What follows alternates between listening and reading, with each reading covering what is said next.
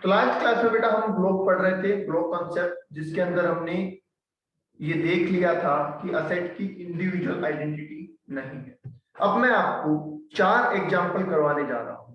अगर आपने वो 4 एग्जाम्पल आसानी से कर लिए और उसमें आपने कोई गलती नहीं की, इसका मतलब हमें फिर वो कंसेप्ट अच्छे से समझ में आ गया है।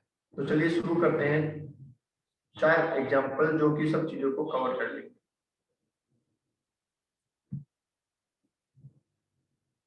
ठीक है, मैं बोल रहा हूं कि एक ओपनिंग डब्ल्यूडीवी हमें दे रखी है। हमें बोला गया कि हमारे पास ओपनिंग डब्ल्यूडीवी है। 2 असेट है, कौन कौन सी है?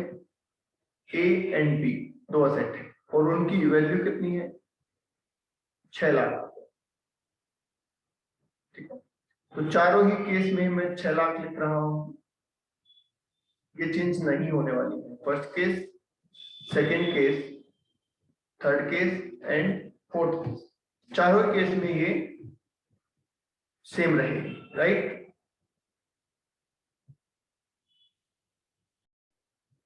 तो बेटा ओपनिंग है 6 लाख का, एक परचेज लिख लेते हैं और परचेज में मैं डेट डाल देता हूं 1 नवंबर 2020। ओके, तो इसको मैं कर देता हूं 2 लाख रुपए। ऐसा एक एग्जांपल भी मैं आपको ऑलरेडी दे चुका हूं। ओके, अब आ जाइए आगे और हम करते हैं सोल्ड। कुछ असेट हमने सोल्ड की।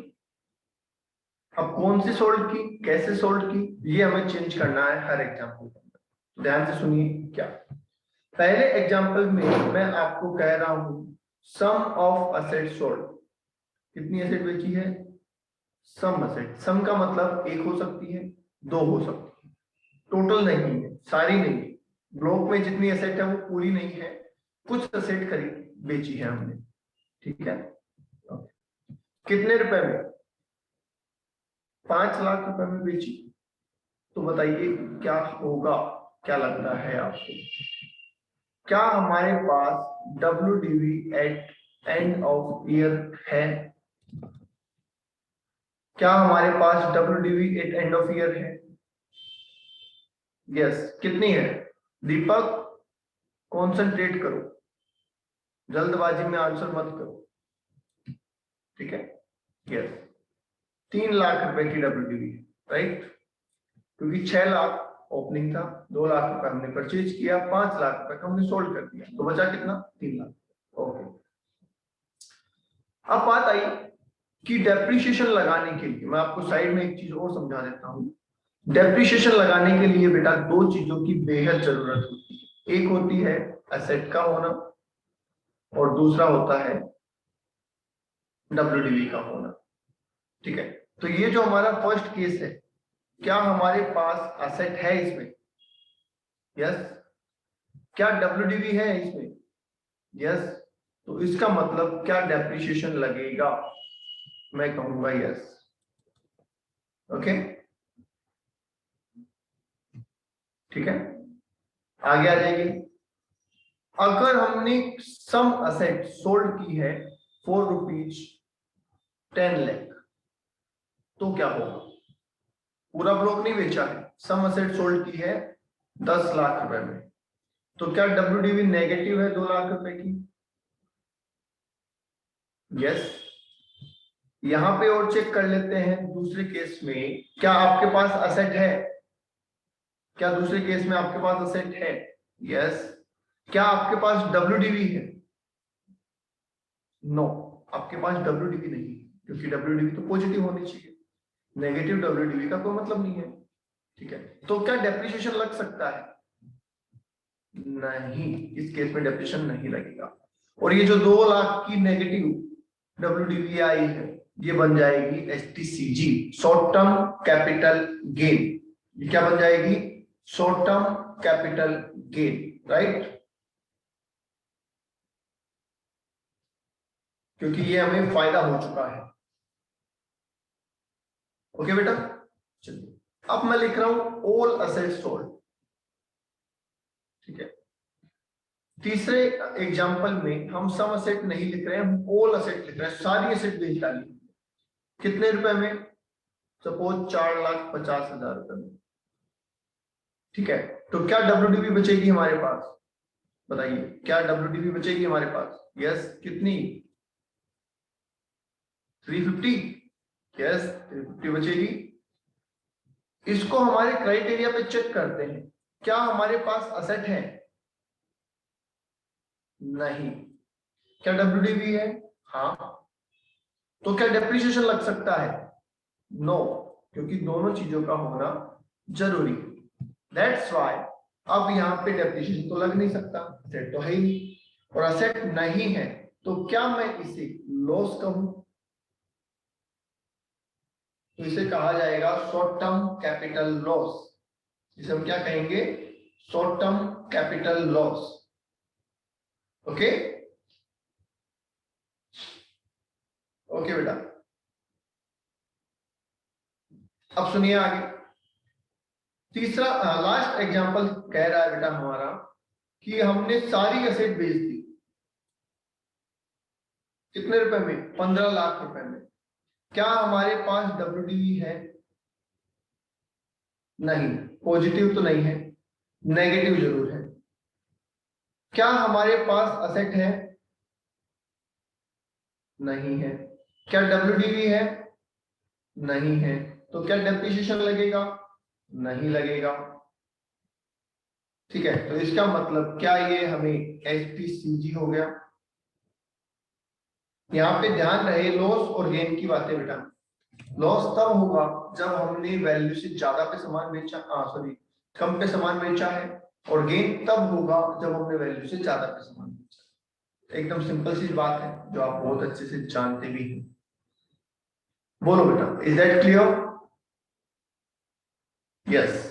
तो क्या मैं ये कह सकता हूं कि डेप्रिसिएशन की बात सिर्फ इस केस में आएगी? क्या मैं ये कह सकता हूं? इसका मतलब ये तीन अगर केस हुए ये वाले, तो हमें या तो कैपिटल गेन होगा और या कैपिटल लॉस होगा, डेप्रिसिएशन कैलकुलेट नहीं होगा। ओके, हाँ जी।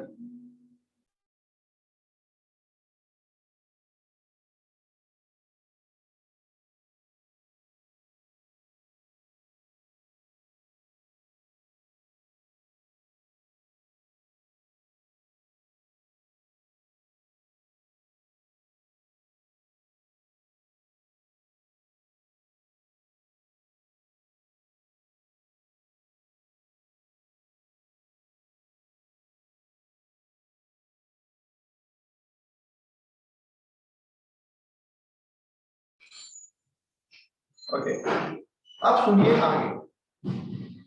लिख लिया आपने? जब भी मैं बोलना बंद कर दूं आप समझ जाना मैं लिखने के लिए टाइम दे रहा हूं बेटा। ठीक है, अब सुनिए आगे। अब डेप्रिसिएशन कैसे लगाना, इसमें एक मेन पॉइंट के ऊपर आता है, ये भी बड़े काम की चीज है। हमने ये कहा कि डेप्रिसिएशन दो तरीके से लगता है इनकम टैक्स में, और वो ऐसे कि जो असेट 180 डेज और मोर काम में आई है उस पे तो हम लगाते हैं कितना? फुल। और जो असेट लेस देन 180 डेज काम में आई है उस पे हम कितना लगाते हैं? हाफ। ओके, बिल्कुल ठीक है। अब मुझे ये बताइए ये 3 लाख रुपए पे कितना डेप्रिसिएशन लगेगा, फुल या हाफ? इस 3 लाख पे कितना डेप्रिसिएशन लगेगा, फुल या हाफ? आप कैसे डिसाइड करोगे कि ये जो 3 लाख रुपए मेरे पास बचे हैं ये किस में से है? क्या ये 6 लाख में से है या फिर ये 2 लाख में से है? क्योंकि अगर ये 6 लाख में से है तो ये पूरे साल काम आएगा, ओपनिंग तो पूरे साल ही काम आता है। ठीक है, और जो परचेज है उसकी डेट देख लेंगे, डेट है 1 नवंबर 20, इसका मतलब ये तो 180 दिन से कम काम आएंगे। प्रॉब्लम ये हो गई कि अगर ये 3 लाख रुपए आउट ऑफ 6 लाख हुए तब तो इस पे लगेगा फुल, और अगर ये आउट ऑफ 2 लाख हुए तो इस पे लगेगा हाफ। तो अब आपको बताना है, क्या आप ये डिसाइड कर सकते हैं कि कौन सी वैल्यू बची है 3 लाख, ओपनिंग और परचेज? नहीं सर, हम डिसाइड नहीं कर सकते जब तक हमें रूल पता ना हो, और करना भी नहीं चाहिए, अदरवाइज वो तुक्का होगा। ठीक है, तो यहाँ पे क्या रूल बनाया है वो देख लो बेटा। यहाँ पे आपको लगाना है फीफो मेथड। कौन सा मेथड लगाना है? FIFO, first in first out. तो अगर ये जो 5 लाख की असेट बिकी है, फीफो मेथड लगाने पे ये असेट कौन से में से बिकी होगी, ओपनिंग में से या परचेज में से? अगर मैं फीफो मेथड लगाऊं तो ये 5 लाख किस में से बिका होगा? ओपनिंग में से। यस, तो इसका मतलब जो 1 लाख बचा है वो तो इसमें से बचा है। बोलो क्या सही है? हम ये कह सकते हैं 1 लाख इसमें से बचा है और 2 लाख इसमें से बचा है, टोटल 3 लाख में बचा हमारे पास। यस बिल्कुल। तो फिर क्या? तो फिर ये अब तो हम लगा सकते हैं, जो 1 लाख है उस पे लगा दो फुल। ठीक है, रेट ले लेते हैं 15%, तो इस पे तो लगा देंगे हम 1 लाख पे 15,000। और जबकि 2 लाख जो परचेज किए हैं वो बचे हैं नई परचेज में से, और उसके लिए हमें ये डेट देखनी है, और डेट आ रही है 180 दिन से कम वाली, तो इसलिए हम लगाएंगे हाफ।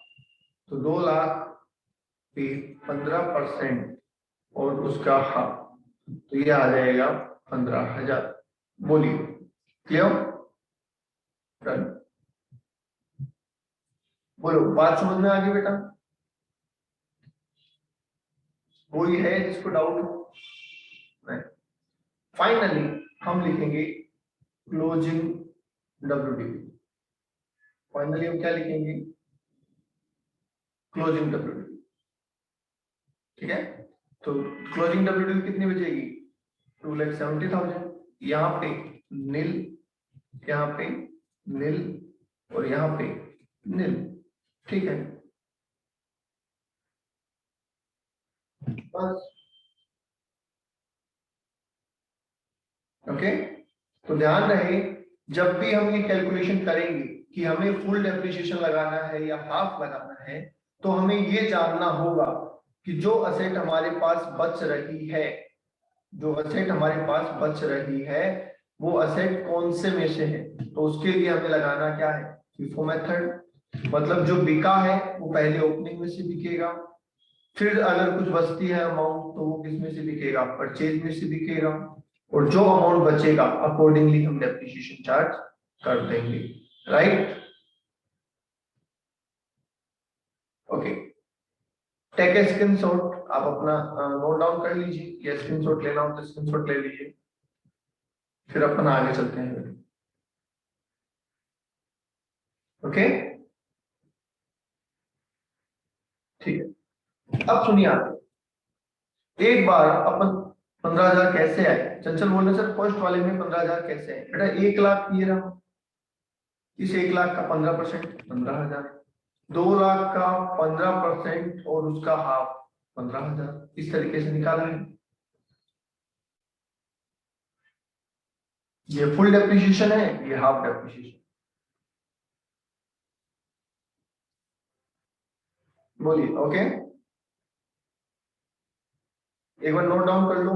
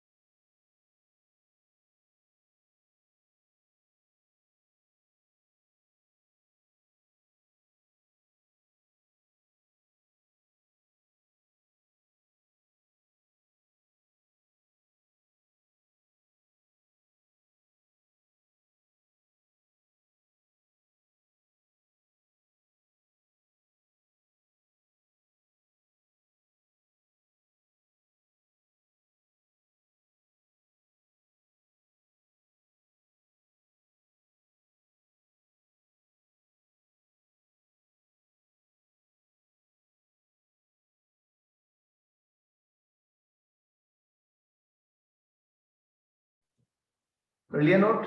चलिए एक काम करते हैं, आपकी सहूलियत के लिए, आपकी सहूलियत के लिए नहीं, रूल है बेटा, ये फीफो लगाना रूल है, ठीक है? आपके सहूलियत के लिए अब एक काम कर लेते हैं, इसमें कोई अमाउंट चेंज करके देख लेते हैं, ठीक है, जिससे आपके कंसेप्ट और क्लियर हो जाएगा, ठीक है?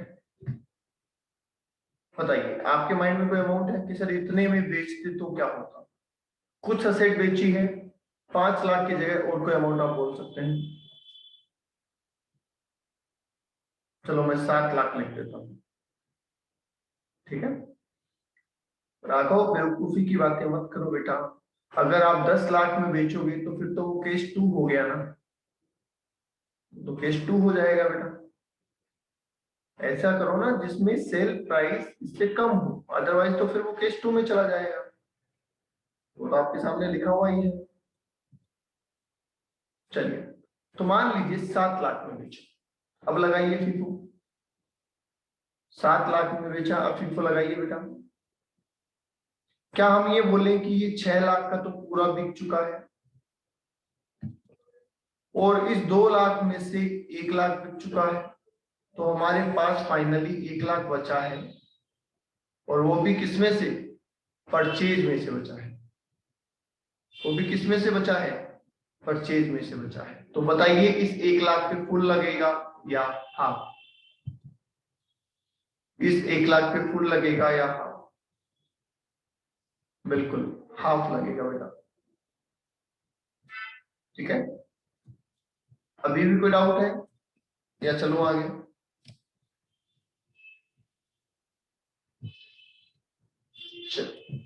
अब सुनिए, अब सुनिए एक बात और, ये जो 180 डेज की हम बात कर रहे हैं, ये जो 180 डेज की हम बात कर रहे हैं, ये 180 डेज की जो कंडीशन है, इसमें एक बात ध्यान से सुनना, हम कह रहे हैं कि 180 डेज और मोर हुए तब तो फुल लगा दो,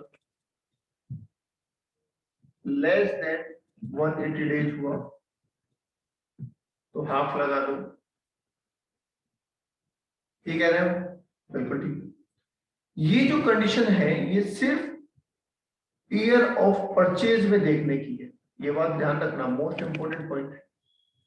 ये कंडीशन सिर्फ ईयर ऑफ परचेज में देखने की। ईयर ऑफ परचेज में देखने का मतलब क्या हो गया कि मान लो आपने प्रीवियस ईयर 2019-20 में एक असेट परचेज की, कितने रुपए की?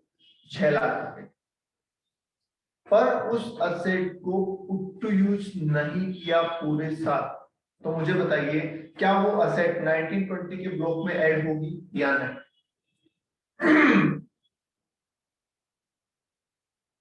बोलिए, वो असेट 1920 के ब्लॉक में ऐड होगी या नहीं होगी? नहीं होगी, क्योंकि पुट टू यूज किया ही नहीं। हम डेफिनेशन कब लगाते हैं? जब असेट पुट टू यूज हो जाए। अगर पुट टू यूज हुई नहीं है तो हम उसको ऐड कैसे कर सकते हैं? ओके, ठीक है। अब हमने उसको पुट टू यूज किया बेटा, पुट टू यूज कब किया? 1 मार्च 2021 में किया, तो क्या इसका मतलब हमने उसे 2020-21 में पुट टू यूज कर लिया? बताइए, क्या हमने उसे 2020-21 में पुट टू यूज कर लिया बेटा? यस। क्या वो इस साल ब्लॉक में ऐड होगी?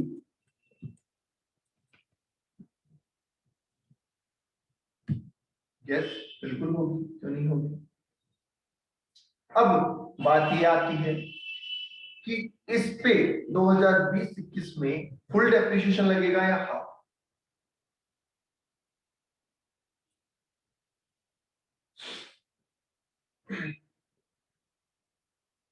इस पे फुल लगेगा, लॉजिकली फुल लगेगा। अगर आप डेज काउंट करेंगे तो 2021 में ये सिर्फ 31 डेज काम में आएगी, ठीक है? 2021 में तो ये 31 डेज ही काम आई है ना, सिर्फ मार्च के महीने में काम, ठीक है?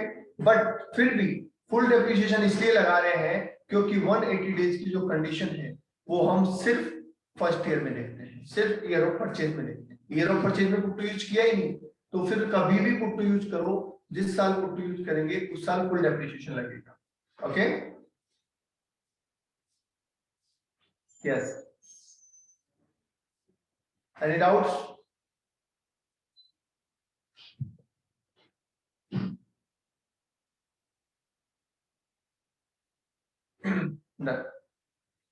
तो आगे चलें, अब इसमें कोई डाउट नहीं है आपको? फिर आपका डेप्रिसिएशन दीपक कह रहे हैं सर अगर फर्स्ट के अलावा पूरा बोलो ना बेटा, इतनी सी बात तो समझ नहीं आएगी। सर ये पॉइंट दोबारा एक्सप्लेन कर दो। जान नहीं कह रहे हैं ये पॉइंट, ठीक है। हम ये कह रहे हैं कि जो हम ये कहते हैं कि 180 डेज से कम काम में हुआ तो हाफ लगेगा, ज्यादा हुआ तो फुल लगेगा, ठीक है। पर ये जो कंडीशन है it is only for year of purchase. अगर आपने किसी एसेट को सेम ईयर में परचेज किया और सेम ईयर में पुट टू यूज किया तब तो ये कंडीशन लगेगी, बट आपने परचेज किसी और ईयर में किया और पुट टू यूज किसी और ईयर में किया, इन दैट केस ये कंडीशन नहीं लगेगी।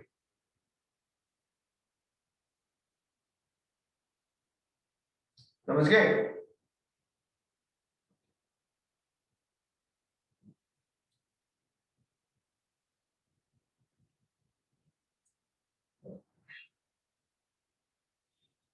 ओके बेटा, दैट मीन्स अब आपको ब्लॉक में डेप्रिसिएशन निकालने में कोई दिक्कत नहीं आने वाली। ओके सर, सेकेंड ईयर भी पुट टू यूज मत करो, सेकेंड ईयर ऐड नहीं पुट टू यूज नहीं किया, सेकेंड ईयर भी ऐड नहीं होगी, थर्ड ईयर नहीं किया, थर्ड ईयर भी नहीं होगी। जिस भी ईयर में पुट टू यूज करेंगे उस ईयर ये ऐड हो जाएगी और उस ईयर फुल डेप्रिसिएशन लगेगा। ओके चलिए, अब आपको याद होगा कि ब्लॉक में मैंने एक वर्ड लिखा था नीचे, एडिशनल डेप्रिसिएशन, ठीक है। तो अब हम उसको समझते हैं। देखिए एडिशनल डेप्रिसिएशन मतलब क्या? एडिशनल डेप्रिसिएशन का मतलब है कि आपको इंकरेज करने के लिए आपको एडिशनल डेप्रिसिएशन दिया जा रहा है, ठीक है। एक सेकेंड, ठीक है। अब क्या ये सबको मिलता है? पहला सवाल ये, क्या एडिशनल डेप्रिसिएशन सबको मिलता है? हम कहेंगे नहीं, सबको तो नहीं मिलता। तो फिर किसको मिलता है? एडिशनल डेप्रिसिएशन मिलता है उन लोगों को जो मैन्युफैक्चरिंग में इंगेज्ड है। एडिशनल डेप्रिसिएशन मिलता है उन लोगों को जो मैन्युफैक्चरिंग में इंगेज्ड है, या फिर जो पावर जनरेशन, पावर डिस्ट्रीब्यूशन और पावर ट्रांसमिशन में इंगेज्ड।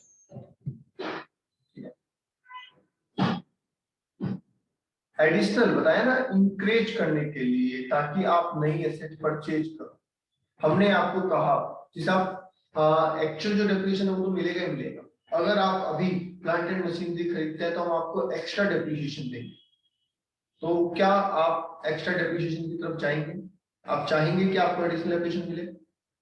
यस, क्योंकि अगर आपको एडिशनल डेप्रिसिएशन मिलता है इसका मतलब आपका प्रॉफिट कम होगा और आपको टैक्स भी कम देना पड़ेगा। मतलब इनडायरेक्टली ये एक टैक्स बेनिफिट है, ठीक है।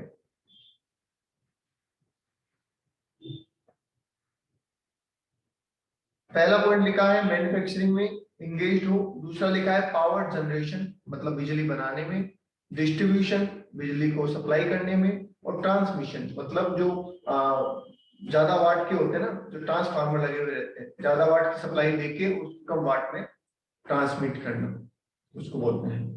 और नेक्स्ट लिखा है प्रिंटिंग एंड पब्लिशिंग। नेक्स्ट लिखा है प्रिंटिंग एंड पब्लिशिंग।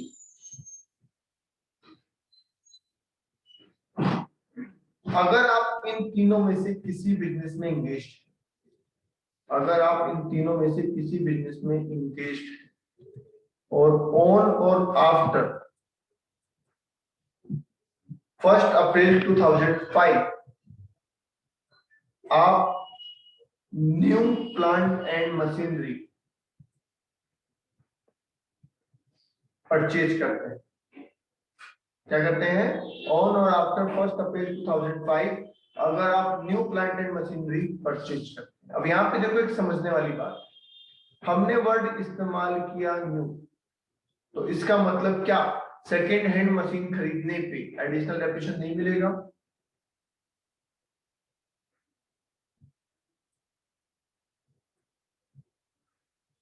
नहीं, बिल्कुल नहीं मिलेगा। हम यही तो चाहते हैं, हम यही तो चाहते हैं ना कि आप पुरानी मशीन ना खरीद के नई मशीन खरीदो ताकि मार्केट में फ्लो आए। ठीक है, हमारा जीडीपी अप हो, इसीलिए तो हमने ये ऑफर दिया है। तो हमने कहा second hand not allowed, second hand नहीं चलेगा, नई मशीन खरीदो तो ही आपको बेनिफिट मिलेगा। आई बात समझ में? दूसरा कहा गया प्लांट एंड मशीनरी पे ही मिलेगा, आप बिल्डिंग खरीदते हो एडिशनल नहीं मिलेगा। ठीक है, क्योंकि ये तो लॉन्ग टर्म चीजें हैं, ये तो एक बार खरीद लिया तो काम खत्म, डेली थोड़ी खरीदना पड़ता है, पर प्लांट एंड मशीनरी बार बार खरीदने पड़ते हैं, इसलिए प्लांट एंड मशीनरी के ऊपर बोला गया है। अब प्लांट एंड मशीनरी की डेफिनेशन में से भी कुछ चीजों को एक्सक्लूड किया गया है, जैसे कि road transport vehicle, road transport vehicle,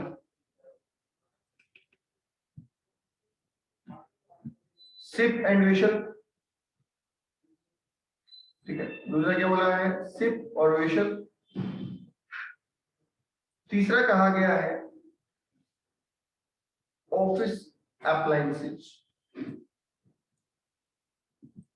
इसका मतलब ऑफिस अप्लायंसेस में आपको एडिशनल एमिशन नहीं मिलेगा। रोड ट्रांसपोर्ट व्हीकल मतलब गाड़ियों पे एडिशनल एमिशन नहीं मिलेगा। शिप एंड वेसल पे नहीं मिलेगा। ऑफिस इक्विपमेंट पे नहीं मिलेगा। This is specifically for factory. क्या ऐसा बोल सकता हूं? This provision is specifically for factory.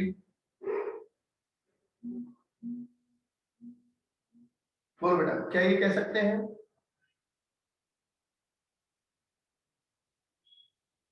Yes. दूसरी बात, अगर आपने एक एग्जांपल से चलते हैं, अगर आपने एयर कंडीशनर लगाया है अपने ऑफिस में, क्या एडिशनल डेप्रिसिएशन मिलेगा? आपने एसी लगाया ऑफिस में, क्या एडिशनल डेप्रिसिएशन मिलेगा?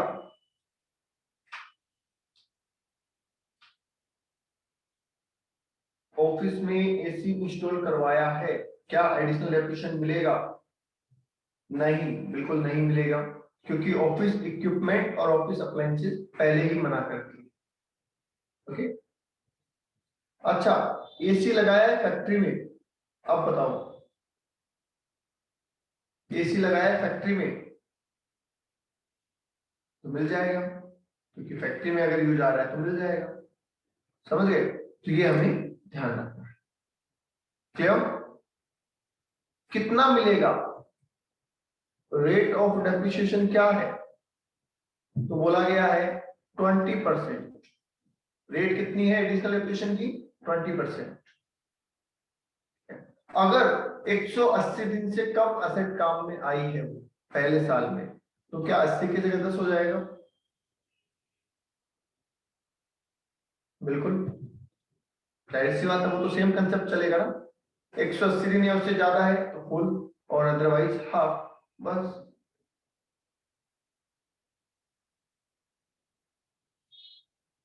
ओके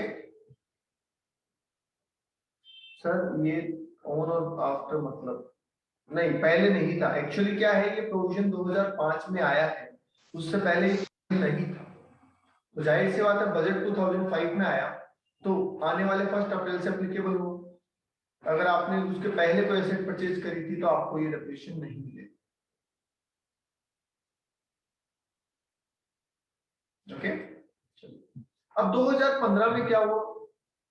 2015 में 4 स्टेट को बैकवर्ड स्टेट में क्लासिफाई किया गया। 2015 में 4 स्टेट को बैकवर्ड स्टेट में क्लासिफाई किया गया। कौन से वो 4 स्टेट हैं? तो उनके नाम है A B T B. Andhra Pradesh, Bihar, Telangana और वेस्ट बंगाल। नाम लिख लो, आंध्र प्रदेश, बिहार, तेलंगाना एंड वेस्ट बंगाल।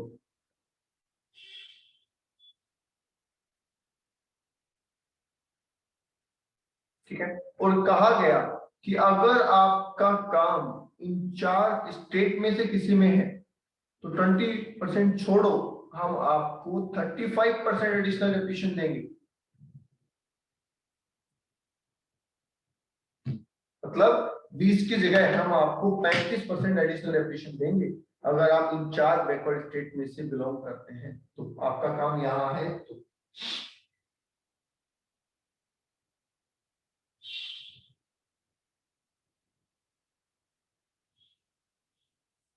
बोलो बेटा, आगे बात समझ में?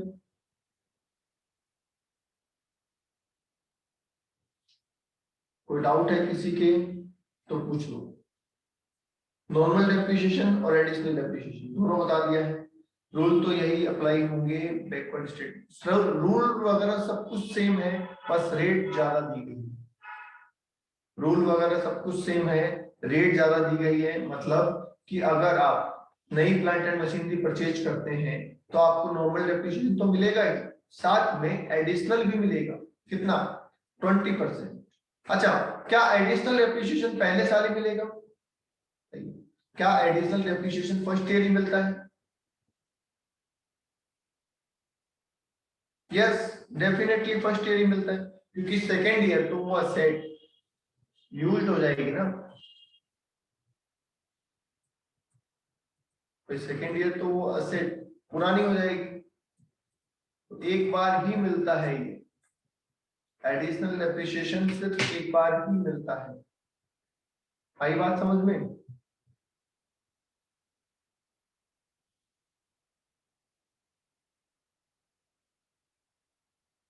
ठीक है, ओके। मैं दोबारा बोल रहा हूँ, पूरा कंसेप्ट सुन लो। प्रेरणा, जाह्नवी, रिद्धि सिद्धि, दीपक, प्रियंका, राघव, अभिनव, सब बेटा सुन लो, मैं वो दोबारा कह रहा हूँ। ठीक, अगर आप एडिशनल डेप्रिसिएशन लेना चाहते हैं, और इसका सेक्शन भी लिख लो, इसका सेक्शन है 32 subsection 1 two A, 32 subsection 1 clause 2। ठीक है, ये कह रहा है कि 2005 या उसके बाद, 1 अप्रैल 2005 या उसके बाद अगर आपने कोई additional new plant and machinery purchase की है तो हम आपको एडिशनल डेप्रिसिएशन देंगे। मतलब पहले साल हम नॉर्मल तो देंगे एडिशनल भी देंगे, दूसरे साल सिर्फ नॉर्मल देंगे। ठीक है, इसका मतलब फर्स्ट ईयर की कहानी है ये हम सबको नहीं देंगे, सिर्फ 3 तरीके के लोगों को देते हैं, जिसमें पहला है मैन्युफैक्चरिंग वाले, दूसरा है पावर जनरेशन वाले, और तीसरा है प्रिंटिंग एंड पब्लिशिंग वाले। ठीक है, शर्त हमारी इतनी सी है कि आपको नई प्लांट एंड मशीनरी खरीदनी है, सेकेंड हैंड खरीदोगे तो हम रिडक्शन नहीं देंगे आपको, और जो प्लांट एंड मशीनरी है उसमें कुछ चीजें इंक्लूड नहीं है, जैसे कि road transport vehicle, ship and vessels, office appliances और ऑफिस इक्विपमेंट, ये चीजें उसमें शामिल नहीं है। ओके, अगर आप ये सारी चीजें सही कर लेते हैं, सारी कंडीशन फुलफिल कर लेते हैं, तो आपको 20% एडिशनल डेप्रिसिएशन मिल जाएगा। ठीक है, 180 दिन या उससे ज्यादा काम आया तो, और कम आया तो 10% मिल जाएगा। अगर आप ईबीटीबी से बिलोंग करते हैं, आपकी फैक्ट्री ईबीटीबी में है, तो आपको 20 की जगह 35% एडिशनल डेप्रिसिएशन मिल जाएगा। ठीक है,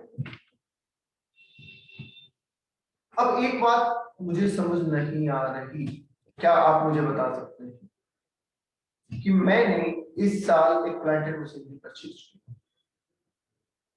ठीक है, यहाँ पे एक पॉइंट क्लियर करना जरूरी है, मैंने इस साल एक प्लांट एंड मशीनरी परचेज किया और मैंने उसको 180 डेज से कम काम में लिया।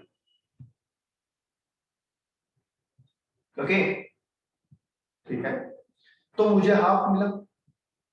अब मैं क्या अगले साल एडिशनल एप्रिसिएशन ले सकता हूँ, क्योंकि यहाँ पे तो बोला गया कि सिर्फ एक बार मिलता है, सिर्फ पहले साल मिलता है, तो इस बात पे भी कुछ बवाल होगा। स्टार्टिंग में तो कहा गया नहीं, आपको अगले साल नहीं मिलेगा, हम एक बार ही देते हैं, तो पहले साल ही मिलेगा, चाहे फुल हो चाहे हाफ। ठीक है, पर बाद में गवर्नमेंट ने कहा कि इस साल फुल ले लिया तब तो कहानी खत्म, इस साल हाफ लिया है तो बैलेंस जो हाफ है वो आप अगले साल ले सकते हैं। Balance depreciation allowed in next year. बोलिए, आई बात समझ में? डाउट है तो पूछ लो।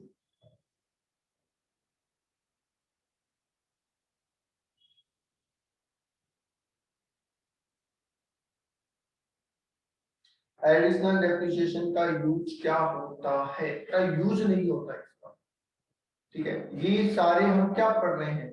हम ये सारे एक्सपेंसेस पढ़ रहे हैं, खर्चे पढ़ रहे हैं। ये खर्चे कहाँ जाएंगे? जब हम बीएनपी की इनकम निकालेंगे तो वहां पे लेस होंगे, और जब खर्चे लेस होंगे प्रॉफिट कम होगा, और प्रॉफिट कम होगा तो टैक्स कम देना पड़ेगा। तो इसलिए हम ये सारे खर्चे पढ़ रहे हैं। ठीक है, ये प्रैक्टिकली आप अकाउंट्स में नहीं पढ़ोगे, अकाउंट्स में कहीं एडिशनल एप्लीकेशन नहीं आएगा। ये गवर्नमेंट ने इंसेंटिव दे रखा है। वो ये कहते हैं कि जब आप टैक्स कैलकुलेट कर रहे हो, ये जब आप टैक्स कैलकुलेट कर रहे हो तो ये खर्चे हमारी तरफ से और कम कर लो आपको बेनिफिट के तौर पे। मतलब एडिशनल एप्लीकेशन फर्स्ट ईयर की मिलेगा,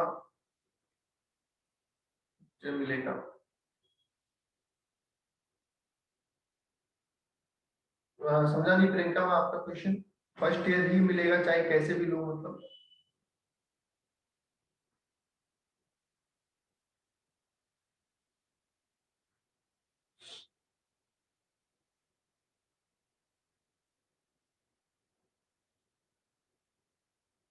हाँ फुल मिलेगा, पर 180 डेज या उससे ज्यादा है तो। अगर 180 डेज या उससे कम है तो पहले साल 10% और बचा हुआ 10% अगले साल, पर वो फिक्स है। एक्चुअल कॉस्ट का होता है। ठीक है, ये कोई डब्ल्यूडीवी बची हुई वैल्यू का नहीं होगा, जो ओरिजिनल कॉस्ट है उसका 10%। ठीक है,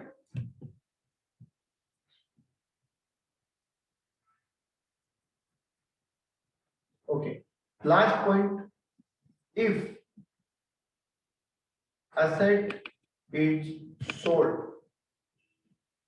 in year of purchase, इसी साल एसेट परचेज की और इसी साल एसेट को बेच दिया तो नो एडिशनल डेप्रिसिएशन। नॉर्मल तो मिल जाएगा क्योंकि नॉर्मल तो ब्लॉक से मिलता है।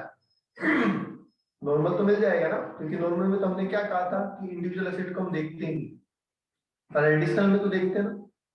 तो एडिशनल नहीं मिलेगा अगर इस साल एसेट परचेज की और इसी साल उसे वापस बेच दिया है, 31 मार्च को वो एसेट आपके पास नहीं है, तो एडिशनल डेप्रिसिएशन नहीं मिलेगा। बोलो, आई बात समझ में? कोई डाउट है किसी को तो पूछ लो।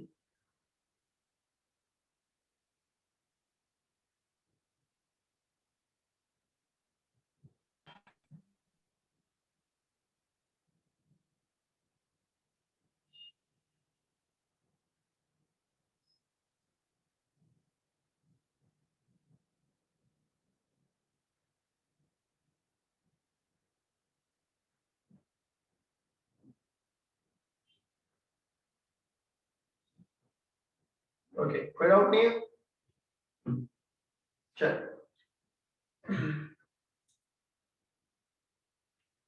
आपकी बुक में, बुक है सबके पास? एक बार बता दो पहले मुझे, क्या सबके पास बुक्स अवेलेबल हैं अभी?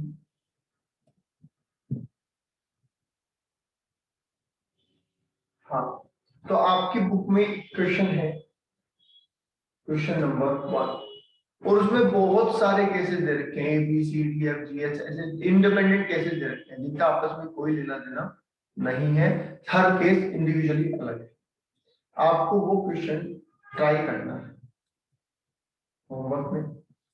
ठीक है, कुछ क्वेश्चंस मैं आपको करवा देता हूँ, बिल्कुल मैं भेज दूंगा बेटा। कुछ क्वेश्चन मैं आपको करवा देता हूँ। ठीक है, चलो एक एग्जांपल ले लेते हैं। ओपनिंग WDV ले लेते हैं, कितनी लेनी है? 3 लाख। अब मुझे कुछ परचेज लेनी है, आप डेट बता दीजिए और अमाउंट बता दीजिए। आप डेट बता दीजिए और अमाउंट भी बता दीजिए, तो फिर अपन आगे चलते हैं। मुझे कुछ परचेज लेनी है, पहले ले लेते हैं एक, वो कितनी तारीख को परचेज करें? 1 अप्रैल 2020 को परचेज किया, ठीक है।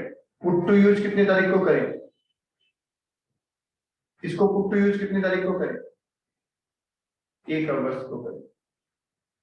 चलो, और 3 लाख रुपए की है, जिसकी डेट पहले आएगी उसकी लिख लूंगा, कोई बात नहीं। दूसरी एसेट परचेज कर लेते हैं, चंचल कह रहे हैं 20 मई को, ठीक है। पुट टू यूज बोलो इसका, पुट टू यूज बोलो। 1 दिसंबर, ये लो 1 दिसंबर को कितने रुपए की अमाउंट बोलो? 4 लाख रुपए। ओके, एक और लिख लेते हैं, बोलो कितनी तारीख को परचेज करनी है?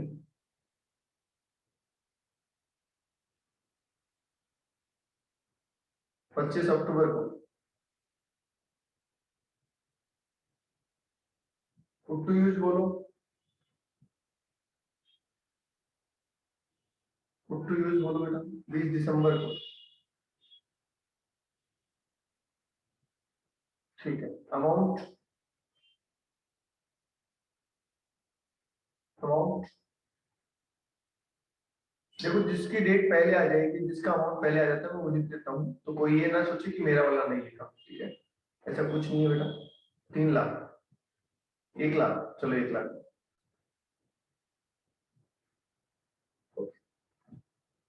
इनफ है, और लिखने की जरूरत है? अच्छा, कुछ सोल्ड करना, कुछ सोल्ड लिखें या एक बार इतना ही करें? कुछ सोल्ड करने की जरूरत है? नहीं।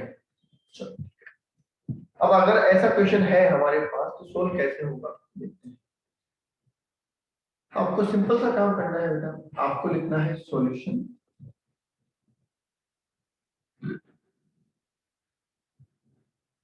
आपने इस क्वेश्चन में एक गड़बड़ की है, आप एक चीज और करवा सकते थे, वो आपने नहीं करवाई है, ठीक है। देखते हैं, वो भी देखेंगे, या मैं एड ऑन कर देता हूँ। एक डी मशीन जोड़ देते हैं, जो हमने खरीदी 17 दिसंबर 2020 को, और पुट टू यूज किया उसे 15 अप्रैल 2021 को, अगले साल, ठीक है। 6 लाख। अब हम बात कर रहे हैं बेटा प्रीवियस ईयर 2021। सबसे पहले हम 2021 प्रीवियस ईयर की बात करते हैं। क्या मैं ओपनिंग लिख दूं? यस, कितना लिखूं? 3 लाख। क्या मैं परचेज लिख दूं? कितना लिखूं? क्या ये ऐड हो जाएगी? ये भी ऐड हो जाएगी और ये भी ऐड हो जाएगी, क्योंकि तीनों ही पुट टू यूज हो चुकी है। तो क्या मैं 8 लाख रुपए पुट टू यूज में डाल दूं? 8 लाख रुपए परचेज में डाल दूं? यस। सोल्ड हमने कुछ किया नहीं है, तो क्या यही WDV at end of year आ गई? ये वाली एसेट हम इंक्लूड करेंगे नहीं, क्योंकि ये प्रीवियस ईयर में पुट टू यूज नहीं आई है। क्लियर? ठीक, ये आ गया 11 लाख। अब हमें लगाना है डेप्रिसिएशन, तो लेस करो डेप्ट। अगेन वही करना है, फुल और हाफ। रेट आप ले लीजिए 15%, ठीक है। एडिशनल डेप्रिसिएशन की बात फिलहाल हम नहीं कर रहे हैं, क्योंकि एक चीज हमेशा ध्यान रखें, जब तक क्वेश्चन में ये ना लिखा हो कि पर्सन मैन्युफैक्चरिंग में एंगेज्ड है, आपको एडिशनल डेप्रिसिएशन नहीं लगाना है। पावर जनरेशन, मैन्युफैक्चरिंग या प्रिंटिंग, जब तक स्पेशली ना लिखा हो आपको नहीं लगाना है। समझ गए? आप ये मानेंगे, अगर नहीं लिखा है तो आप ये मानेंगे कि वो कोई ट्रेडिंग पर्सन होगा, वो मैन्युफैक्चरर नहीं है।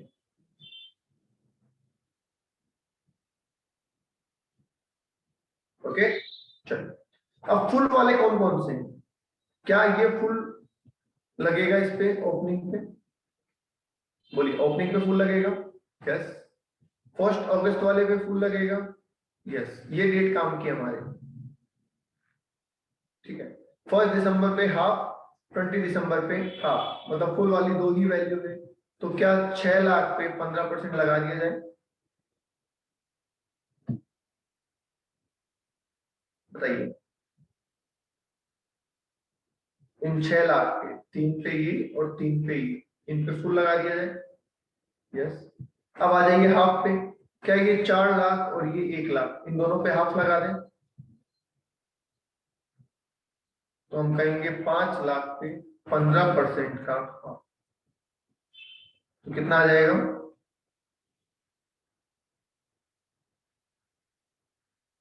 37,500। ठीक है। क्या इसका कुछ होगा अभी? क्या इस 6 लाख का कुछ होगा अभी? नहीं, अभी कुछ नहीं हो। और क्लोजिंग डब्ल्यूडीवी कितनी आ रही है बेटा? 11 लाख माइनस 127,500।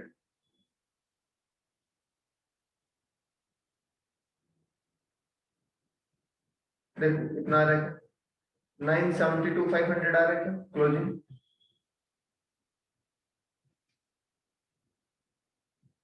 क्लोजिंग डब्ल्यूडीवी इतनी आ रही है क्या? यस।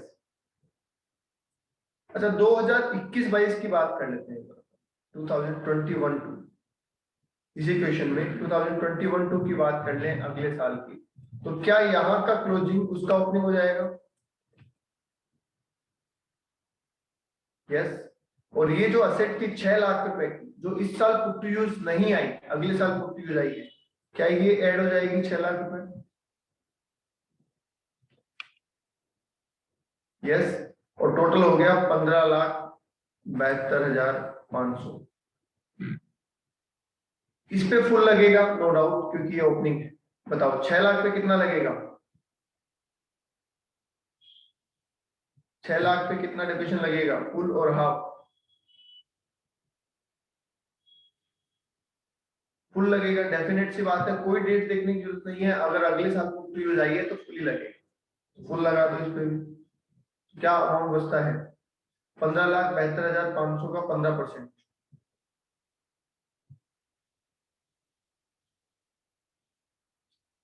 235,875। हाफ कुछ लगेगा नहीं, तो क्लोजिंग डब्ल्यूडीवी बोलो। क्लोजिंग डब्ल्यूडीवी बोलो।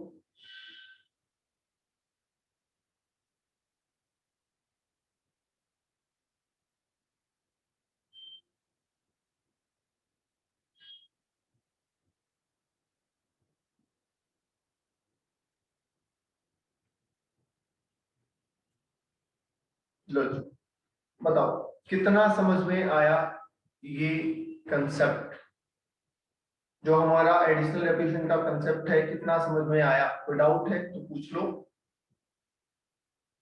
कोई डाउट नहीं है? चलिए, आज के लिए इतना ही बेटा। Thank you.